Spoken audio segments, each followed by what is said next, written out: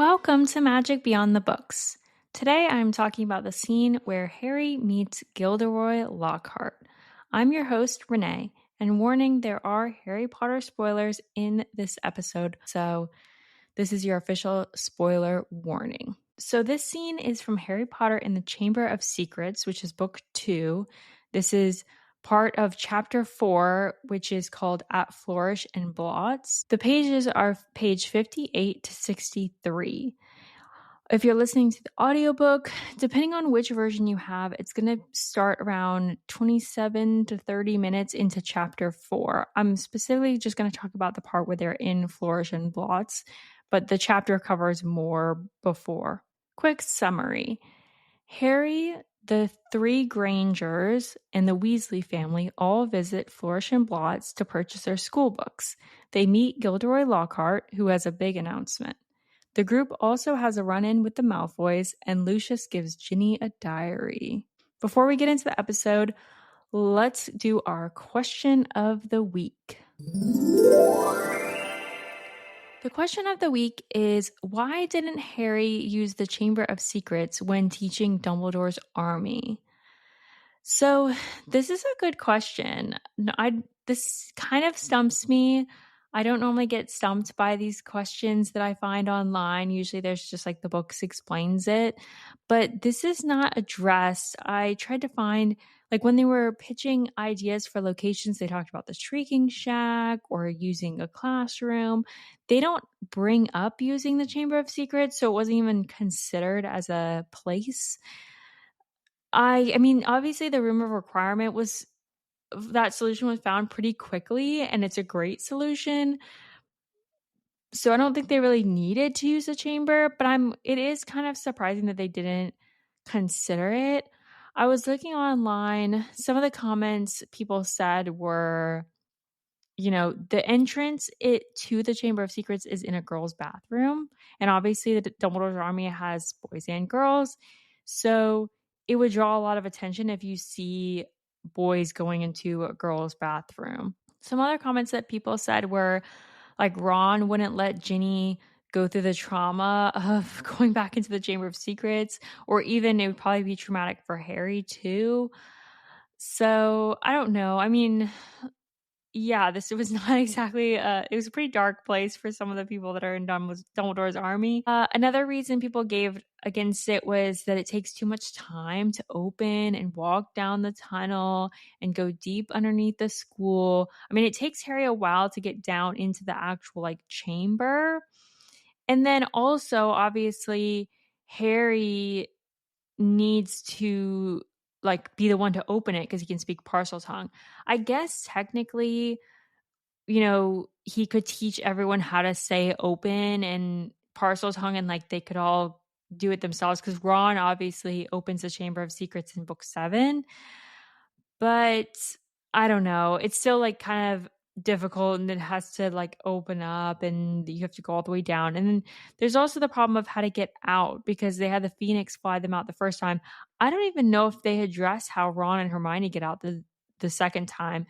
I mean, at that point they're much more advanced in their magic, so they might be able to like levitate themselves somehow to get up out of the tunnel. It just seems like a little bit of a journey to get in and out for a bunch of students. I think if the room of requirement didn't exist, they could probably use it.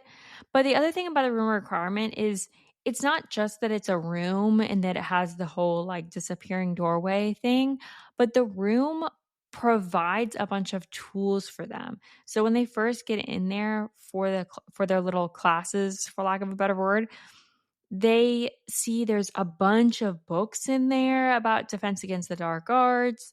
There's all sorts of dark detectors, similar to what like Moody had in his classroom. There's like the faux glass, and Harry explains to the other students what that is, where you can kind of see your enemies in the glass or the mirror, if you will.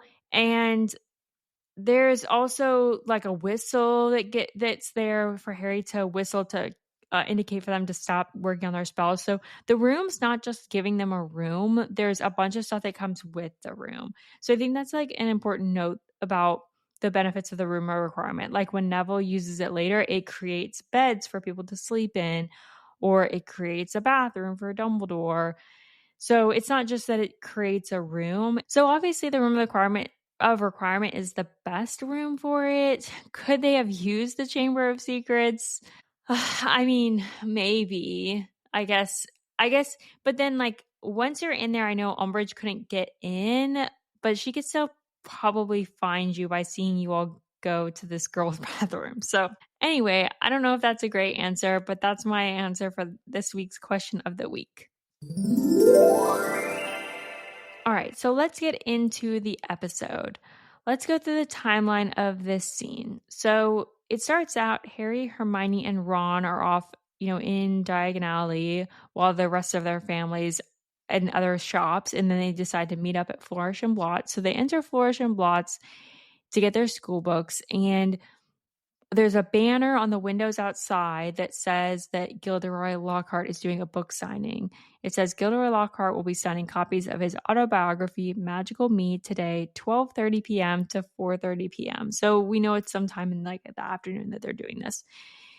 And they see that the shop is bustling. Even outside, a bunch of people are heading to the shop. And then once they get in the shop, they see it's really crowded because people are fans of Gilderoy Lockhart and all of his works. And Hermione is immediately excited, saying, oh, we can actually meet him. He's written almost the whole book list. But there's a long queue that goes from the front of the shop all the way to the back. And all the way in the back, that's where like Gilderoy's doing his book signings. So Harry, Ron, and Hermione kind of skip the line and go up to where the Weasleys and Mr. and Mrs. Granger are already waiting in line, which is close to the front. And this is when they and us as the reader are getting our first view of Gilderoy, our first description. So he's wearing forget-me-not blue robes that perfectly match his eye color. So we're already into his, fashion choices and how he's all fashionable, wears bright colors right from the get-go. And he's wearing a pointed wizard's hat that's at an angle at the top of his wavy hair. And also in the original books, there's those little illustrations at the top of the chapter. The illustration for this chapter is of Gilderoy holding up his Magical Me book and smiling. And you get a really good visual of kind of like him and how he's always cheesing and his perfectly wavy hair. They see Lockhart and there's this photographer jumping around taking pictures of Gilderoy doing this book signing, and he, is doing this for the Daily Prophet. He ends up stepping on Ron's foot and, tells him to get out of the way. Out of the way there, this is for the Daily Prophet. And then Ron's response is, big deal. And of course, this catches Gilderoy's attention. He overhears this. So he looks up and he sees Ron. And then obviously next to Ron is Harry. So he clocks Harry with his scar and just exclaims like, oh, it can't be Harry Potter. And then he grabs Harry, pulls him to the front, and the crowd applauds. And Lockhart, shakes Harry's hand, squeezing his fingers. Harry notes like his fingers hurt afterwards. And Gilderoy gets him to pose for a photo with the photographer. And so this is Gilderoy's, first set of dialogue that we're seeing, because this is our first time, reading about Gilderoy, but it's also Harry's first interaction with him. And I think from his very first interaction, I mean, we see that he's all about the press. So he says, nice big smile, Harry. Together, you and I are worth the front page. And he holds Harry in place next to him, even though Harry tries to leave to take the photo. And after the photo, he keeps Harry up with him while he announces that, oh, I'm giving Harry my autobiography, Magical Me, for free. And also I have a big announcement. And that is that I'm going to be the new Defense Against the Dark Arts teacher at Hogwarts. It's interesting that he makes this announcement. I wonder if he was planning to make this announcement at this time all along, or if just he does this spur of the moment because he sees Harry and he thinks, okay, like with all these things together, this announcement and me with a famous person, maybe like this will launch this to the front page. I'm not really sure, but he now announces it to everyone there, and obviously the group is now learning that he is going to be one of their teachers, which is interesting because I feel like I'm trying to remember my schooling. I feel like they would tell you your teacher beforehand, before school, like when you got your book list, you would see like who your teachers were going to be. So it's interesting that they never find out who their teachers are until they show up at Hogwarts. It seems like wouldn't their parents want to know a little bit more about their education, but okay. And okay, but back to the scene. So Lockhart ends up giving Harry all of his books, his full works, not just his autobiography. And Harry kind of stumbles over holding all these books and he dumps them into this cauldron that she's holding. And he says that she can have all those brand new books. He'll just like go buy his own set. Because for background, they all need to buy his books for school. And this is when they run into Draco Malfoy. So Draco appears near Harry and Ginny, and he comes in and goes, Bet you love that, Potter. Malfoy, famous Harry Potter, can't even go into a bookshop without making the front page. So, of course, Malfoy's got to be all snarky about it because Harry's getting attention everywhere he goes. And I'm not really sure where Malfoy was in this, like what the layout of this shop is. It seems like they've kind of moved out of line. So there's somewhere back in the shop, like, was Malfoy waiting to get a book signed, or he's just popped in the shop? Was he waiting for them? I don't know. But Ginny is the one that actually responds to his snarkiness. She says, leave him alone. He didn't want all that. And that's her first time, Harry clocks that that's her first time really like talking in front of him since she's always so nervous around him. And I think this is very interesting because it shows her moxie and, spunk that we get more in the later books. And this is the beginning of book 2. So I just want to call attention to this for the people that say that, Ginny's spunk and being cool and being popular came out of nowhere, or she was talkative and likable out of nowhere. I mean, they slowly built this. I think it's just we're getting the books from Harry's perspective, and she didn't talk a lot around him. That doesn't mean that she doesn't talk a lot around everyone else. So, but he gets a little glimmer of this about how she's, stands up to bullies and whatnot. So Malfoy says, Potter, you've got yourself a girlfriend, which apparently is an insult when they're like 11, 12 years old. And, Ginny obviously likes Harry, so she blushes at this. And then Ron and Hermione show up. And this is where Ron immediately, as soon as he sees Malfoy, says, Bet you're surprised to see Harry here, eh?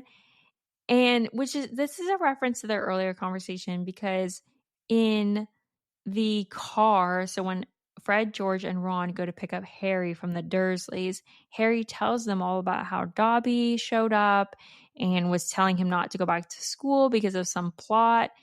And when he tells, the twins and Ron that, their first reaction is, okay, well, house elves come from rich people's houses, so it would have to be someone who's wealthy enough to even have a house elf. And it's odd that Dobby just showed up and gave you this warning, like maybe it's a practical joke. So who doesn't like you that is rich and would want to make a practical joke on you? And they all kind of assume that Draco Malfoy is the one that they think of. So they don't even know that Draco, at this point, they don't know that Dobby is Draco's house elf. So they think that maybe Dobby just got sent by Draco as a joke. So Ron is just, without any context, like bringing this up, saying like, oh, Harry's here getting his books for school, so your little practical joke didn't work, Malfoy. So I'm not really sure what Malfoy thinks by this comment, but it seems like he didn't even process it, and he just immediately has a comeback, and he says, not as surprised as I am to see you in a shop. I suppose your parents would have to go hungry for a month to help you pay for all of that lot. So it's funny because I feel like Malfoy, like later in the day, probably, when you think back your conversations with people, he's probably like, why did Ron say, I bet you're surprised to see Harry? Like, that was such a weird comment. Like, I feel like he wasn't even processing it. He's just the nature of Malfoy and, Harry, Ron, Hermione's relationship is just like jabs back and forth. But after the comment about their family being poor, Ron puts his big stack of books into Ginny's cauldron too, like Harry, and starts towards Malfoy like he's gonna go, hit him, but Harry and Hermione hold him back. And I think this is a good point about how the movie differs from the books, because in the movie, her cauldron is super small and there's like 2 books in there, or there's 1 book in there. And then when, Lucius puts the diary in there, there's 2 books. So it's like very obvious that he puts an extra book in there. But in the books, she's got books that she already had in there. Then Harry puts a big stack in there. Then Ron puts a big stack in there. So she must have like 15 or more books in this big cauldron. So that makes a lot more sense why you would miss like 1 extra book being added, because there's just a mess of books that got thrown in there, right? Anyway, so back to the scene though. So after that, the rest of the Weasleys, including Arthur, show up and join this little conversation, and Lucius Malfoy appears, and he, addresses Arthur, and they get into this conversation, which is interesting because Lucius Malfoy seems to be intentionally goading Arthur into a fight with him, to execute his plan. He says, oh, the ministry's been doing so many raids. I hope they're paying you overtime. And then he picks up a book out of Ginny's cauldron, which is old beginner's guide to transfiguration book, and then says, obviously not. Like, he's just like Malfoy, where every time he sees a Weasley, he's like, oh, I gotta make fun of you for being poor. It seems like Lucius is intentionally here in this bookshop at this time on this day to execute this plan of planting the Tom Riddle's diary on Ginny. Or I guess he's really planting it on any of the Weasleys, but it's got to blow back on Arthur. Because this is where they leave this out of the movies, but in the book you get a lot more of Lucius's motivation for setting off this whole Chamber of Secrets series of events. So at this time in the wizarding world, the ministry is starting to conduct more raids on wizarding houses and taking things that are, dangerous substances and things that dark magic that wizards are harboring in their homes. So Lucius, his house hadn't been visited yet, but he wanted to make sure that no, dark objects get found at his home if his house does get raided. So that was part of the reason too why earlier in this chapter he is in Borgin and Burke's selling things, and Harry, that's when Harry runs into them, or doesn't run into them. He hides from them in Borgin and Burke's while Lucius is selling things. So that whole thing is going on where Lucius is concerned about his home being raided and being caught with dark objects, because Lucius and all of the Malfoy family has this history of this where they always seem to be able to avoid getting caught being involved with any dirty work, though they're always involved. So they're always kind of like moving around and working the system so they don't get associated with anything that would get them in trouble. And so he's concerned about the raids and the ministry getting more involved. Also, the ministry, there's rumors going around that there's going to be a Muggle Protection Act, which he thinks Mr. Weasley is behind. That's another reason why he's particularly against Mr. Weasley at this point in time. I mean, in general, he doesn't like him because he doesn't believe that he's, holds proper blood status. Like, the Weasleys are pure bloods, but they're very pro-Muggle and pro-Muggle-borns and half-bloods and everything, and not keeping their family to, like, only be with other Weasleys and other purebloods. So they're kind of, for that reason, that's why the Weasleys are looked down upon. And so in general, Lucius doesn't really like Arthur, but then there's this Muggle Protection Act that he doesn't want to come about and all these raids. And he feels like Mr. Weasley's one of the people, which I feel like he's right in this, that's promoting those things, those political actions that he doesn't agree with. So he comes up with this plan to basically twofold. He wants to discredit Arthur, because if Arthur gets found to have a child that's killing Muggle-borns at school, his Muggle Protection Act isn't going to get passed, because it's going to seem like he's, not a good wizard. And then it's also going to get rid of a highly incriminating object out of his house that I don't think he can just sell the diary to Borgin and Burke's. he can't just sell the diary to Borgin and Burkes because they would probably know what it was. Because Borgin and Burkes deals in a lot of dark magic, they might be able to figure out that, it was associated with Voldemort. So he's got to kind of sneakily get this incriminating object out of his house. And later we get more context. Like in the 6th book, Dumbledore talks to Harry a lot more about, all this diary and the Horcruxes and everything.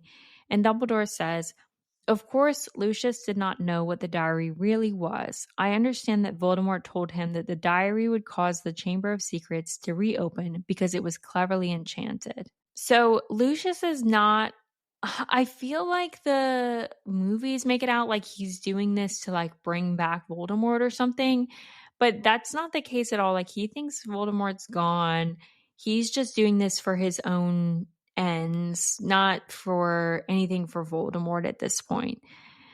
And this was kind of not the best idea for many reasons on the Death Eater side, but this diary ends up helping the Dumbledore and the Order of the Phoenix a lot because Dumbledore didn't know about this diary or didn't, had some speculations about Horcruxes, but didn't know like that he had Horcruxes or how many and whatnot.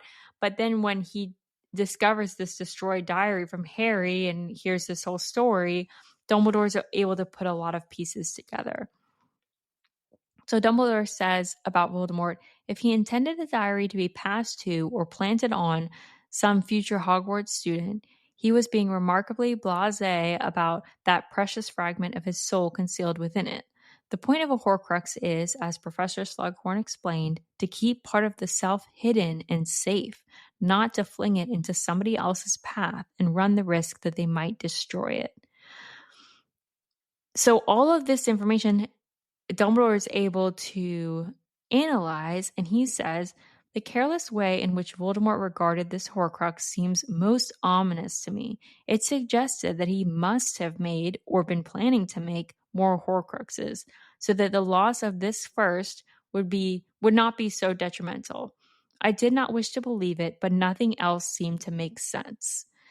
So it's kind of great that Lucius, it worked out great on the Order of the Phoenix side that Lucius brings this diary to light and they're able to discover it and destroy it before anyone seriously gets harmed. And it knocks out a Horcrux that Harry doesn't have to go destroy, in the later book. It's interesting that Lucius does this. Obviously, he does this because he didn't realize that it was a Horcrux. But yeah, so back to their conversation. So Lucius says to Arthur, what's the use of being a disgrace to the name of wizard if they don't even pay you well enough for it? And my favorite quote from this scene, Arthur has such a great comeback. He says, we have a very different idea of what disgraces the name of wizard, Malfoy. And Lucius says clearly, and he looks at the Grangers, because Mr. and Mrs. Granger, Hermione's parents, are here. He looks over at them, and this is what really makes Arthur mad, is Lucius says, the company you keep, Weasley, and I thought your family could sink no lower. So Arthur was at first like, okay, you can insult my family, but you cannot insult these muggles that we're with. So Arthur, this is another key difference from the movies to the books. In the movies, he just kind of, brushes him off and looks upset. But Arthur in the books is like, nah, you're not getting away with that. I'm coming out swinging. So Arthur knocks over Ginny's cauldron as he throws himself at Lucius. So this is why Arthur is my hero of the scene. Lucius gets knocked into a bookshelf, books go flying, the crowd moves backwards. The twins are cheering like, get him, Dad.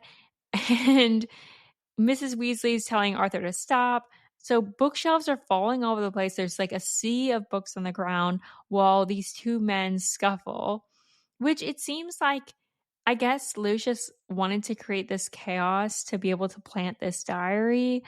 I don't know if he thought that Arthur was going to swing at him, but anyway. So a shop worker tries to break up this fight, but is ineffective, and Hagrid comes up, and he kind of wades through all the books and breaks the two of them apart. When they get broken apart, you see that Arthur has a cut lip and Malfoy was hit in the eye with a book, presumably by Arthur or maybe by it falling down. But this is where Lucius plants the diary. So he thrusts the book back at Ginny and pulls out of Hagrid's grip, and he and Draco leave. So presumably he somehow, either by sleight of hand or by magic concealed the diary within her, old transfiguration book. It sounds like she went to some sort of used bookshop, got this old book, and then he slips the diary in, and then she presumes later that this diary was just in that old book in the bookstore. Someone accidentally left it in it because it's a used book. Because she doesn't know that it came from Lucius. I mean, Harry and Dumbledore figured that out, but it's not like Ginny's like, oh, here's this diary that, that Malfoy's dad gave me. But yeah, so another key movie difference. So in the movie, obviously, there's no fight. And then they just kind of end the conversation, and Lucius ends by saying, "See you at work" to Arthur, which I thought was so weird because Lucius Malfoy doesn't he's like a trust fund kid. He doesn't have a job. He hangs around the ministry and makes strategic donations, but he doesn't work at the ministry. I think some people maybe get that confused. I think maybe the movies imply that he does. I don't know. Anyway, so then Hagrid tells Arthur not to bother with the Malfoys, and the Malfoys are bad blood, and then the rest of, they all get together and leave. And the Grangers are really shaken with fright by that whole situation. And I guess this is really their first exposure to wizards being anti-muggle and, seeing the pure blood above all mentality from people, which makes me wonder, I really wonder how much Hermione tells her parents or doesn't tell her parents. In the 7th book, she made it out like she told them a lot and a lot about Harry.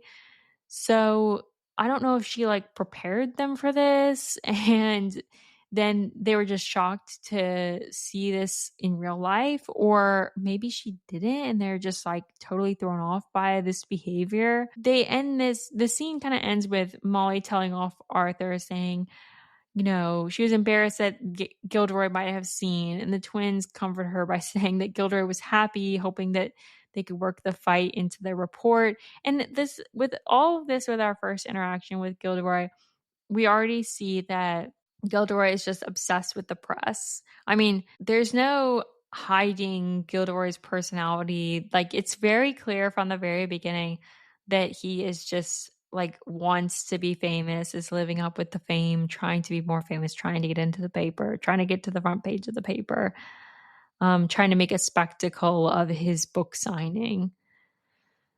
And yeah, and that's the end of the scene. So let's get into theories. What I do think is interesting is Mrs. Weasley is supposed to be a fan of Gilderoy Lockhart. I mean, even before they go to the bookstore, her kids note that she is, that she likes him, fancies him, whatever.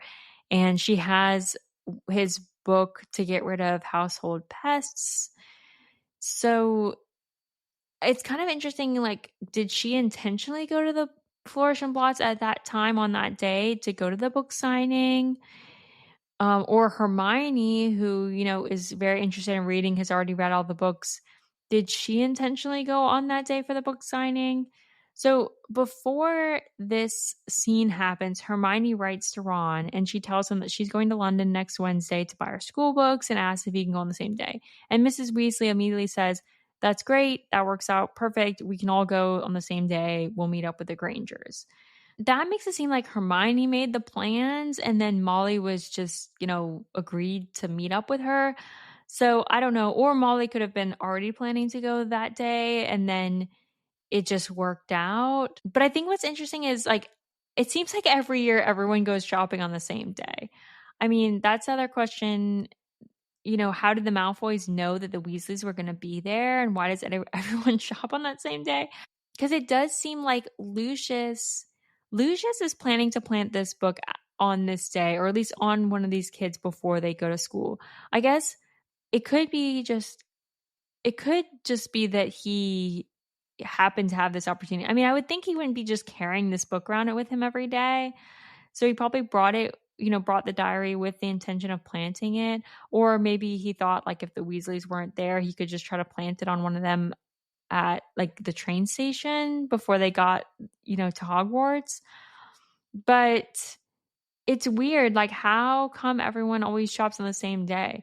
And I was looking back thinking about this. So Harry definitely was shopping on the same day in book as the Malfoys in book 1, in this book, book 2, and we know for sure in book 6. And then they also usually talk about like running into their other classmates in, Diagon Alley. So I don't know. Or maybe they just all happen to be there on this day because this book signing is like a really big deal. Or maybe they do like the tax-free school shopping like they do in the Muggle world. I don't know.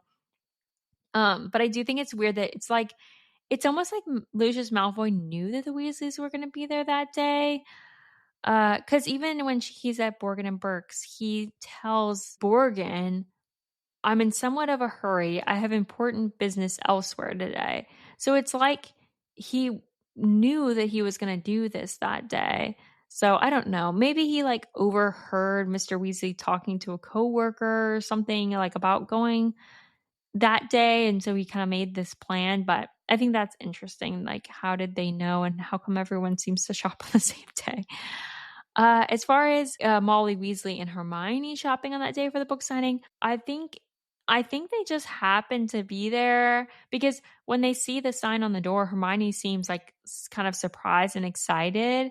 So it seems like she didn't pre-plan it. So I'm guessing they just like this just happened to have it happen, even though they're both fans. The big theory that I have had sent to me and I see all over the internet all the time is this theory that like Draco at this bookshop rips out a page of a book, and that page is the page that Hermione has in her hand that's about the basilisk. For the record, I looked in the book. There's nothing in the book that talks about Draco ripping a page out of a book. So if you read this, this chapter, there's nothing that says like, oh, Draco was hanging out and he ripped apart a book, or he took a page out of a book, or even that he was holding a book. Like he just appears, starts talking to Ginny and Harry. But in the movie, if you watch this scene, he's kind of hanging out on the staircase, and there's Harry and Ginny down below, and he's looking through this small book, and he looks at this page, and then he looks around, like checking if anyone sees him, and then he rips it out, kind of folds it up, puts it in his pocket, and tosses the book down. Like I said, people think there's this big theory, and I think this is probably prompted by the Draco Hermione romance shippers, that's saying like that's the crumpled piece of paper, because later in this movie when Hermione's petrified, and this is the same for the book, when Hermione's petrified, Harry realizes that crumpled up in her hand is a page, and it's a page from a book that talks about basilisks, and then she wrote on it pipes. So basically we're to assume that like, or she kind of explains this later after she's not petrified, but that she went in the library with this theory that, thinking that she's put it together. She finds out that it's basilisks, and she thinks, oh, okay, like it must be going through the pipes. And that's how Harry's hearing it all around the school. And then she, grabs Penelope Clearwater, who asks her if she has a mirror. And then as they're kind of going on corners, they're looking at mirrors, and they both end up getting petrified. But Hermione was holding the paper out at the time, and then Harry discovers it later. And this is how Harry and Ron are able to put together like the whole basilisk thing. And, Harry puts together that Moaning Myrtle might be the person that died last year, and they find the chamber, yada, yada. So addressing this theory, my first reaction is like, okay, like write it off. Like, oh, Hermione fans are crazy about like kind of making something out of nothing, trying to have like Draco sending secret messages to Hermione. For the record, I think we can write off this theory because it isn't included in the book at all, and because of many reasons. Like Draco makes comments that he hopes Hermione is killed by the basilisk and is the next Muggleborn to be killed by the chamber being open. He's always shown disdain for Hermione, both in private conversations that Harry and Ron are around, to conversations with them. He's always insulting her. Like he shows no interest or, anything towards Hermione. And Hermione shows nothing but disdain basically for Malfoy because of how terrible he is. He tries to get Hagrid fired. He hates Dumbledore. Like, he's generally very unlikable. So it just is very unlikely that they in any way were like working together. I mean, or that Draco had any positive feelings towards Hermione to give her this note. And even if he did, that would be assuming that he knows about his father's plot to open up the Chamber of Secrets, and he knows that it's a basilisk, and he wants this plot to not go through, and he somehow thinks that Hermione will be the one to stop it but he also like hangs on to it they're saying from this bookstore for like multiple attacks, and then he eventually gives it to Hermione, I guess, or tried to give it to her earlier. So it just like plot wise and character wise, it just doesn't make a lot of sense. I do think it's weird that they added that part of Draco ripping out a page in a book. Like, everything in movies is very intentional, so I always thought it seemed super random. Googling it and trying to look for ideas of why this was included, I didn't get like a firm answer, but Google seems to think that it was just added to the movie to show Draco's character, that he was arrogant and entitled and disrespectful of others and their belongings.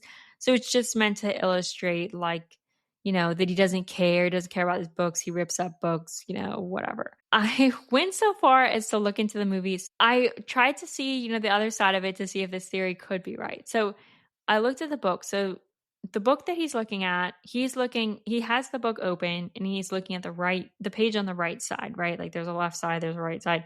He's looking at the page on the right side. He looks at that page, like is reading it, and then looks around and decides to rip it out. So basically the rip is on the left side when looking at the relevant side of this page that you're supposed to be reading, right? Later in the later part of the movie where Harry and Ron get that page from Hermione, that page is also ripped on the left side. So they are looking at the same like relevant side. So, that I think points to that it could be the paper. But something that points against it, I think, is also the page number. And I'll like include a screenshot of this on our Instagram. But the page is page 724. If you look in the book that Draco is holding in Flourish and Blotts, it is a tiny book. Like, and he's somewhere like in the middle or maybe towards the front. I would find it very hard to believe that book had 724 pages in it. So that's another reason why I think that's probably not the book that has this page about basilisks. And Hermione goes to the library presumably to like look for a library book. So I'm thinking she got one of those big like books that talks more about like dark creatures or something like that. Also, I took the time to look at I really tried to zoom in on the cover of the book that Draco is holding to see if it gave us any clues. Like if it said, like beasts or, monsters of the dark or something like that. I couldn't make it out. I mean, I tried to take screenshots. I tried to look at it even like in later shots after he set it down, and I can't make it out. I don't know what book it is. Something that I think could promote the theory as being true is it is unlike Hermione to destroy a library book. Like I can't imagine her, ripping and she loves books too. And people who love books don't like to even like fold to do the dog ear on the page corners. So it seems weird for her to destroy a book like that. But also, we know Hermione, she often will break rules and do things kind of more like quote unquote out of character when she's in a dangerous situation or when she perceives that it's appropriate. So I feel like if she thinks she's about to be attacked by a basilisk at any point and might get petrified, she, like leaving that paper trail Hansel and Gretel thing for someone to find isn't like that crazy. And you can't like take a whole book or people wouldn't know what you're talking about. So like you're just getting the relevant page. So that's not like too crazy to think that she might have done that.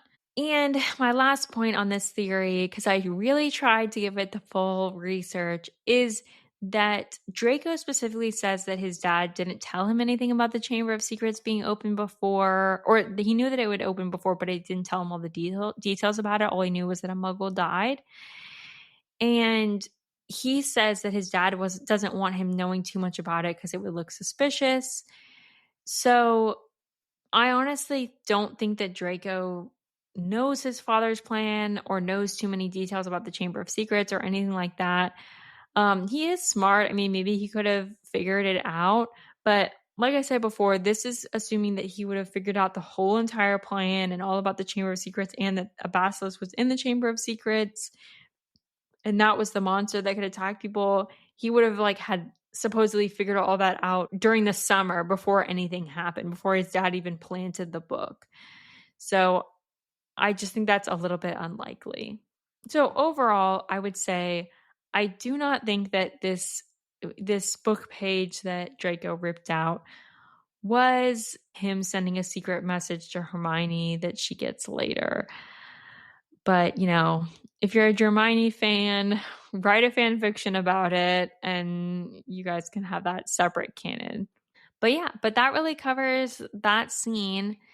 I love getting into these theories and all these questions. So if you think of any more or anything that you always thought was weird about Harry Potter, no question is too small. Comment, send those in, and I'll try to address them in an episode. But for now, that's it. So thanks for listening to this episode. Don't forget to rate and subscribe to this podcast wherever you are listening and share this with your friends. Until next week, happy reading, happy listening, and may you secure a signed copy of Gilderoy Lockhart's Magical Me book.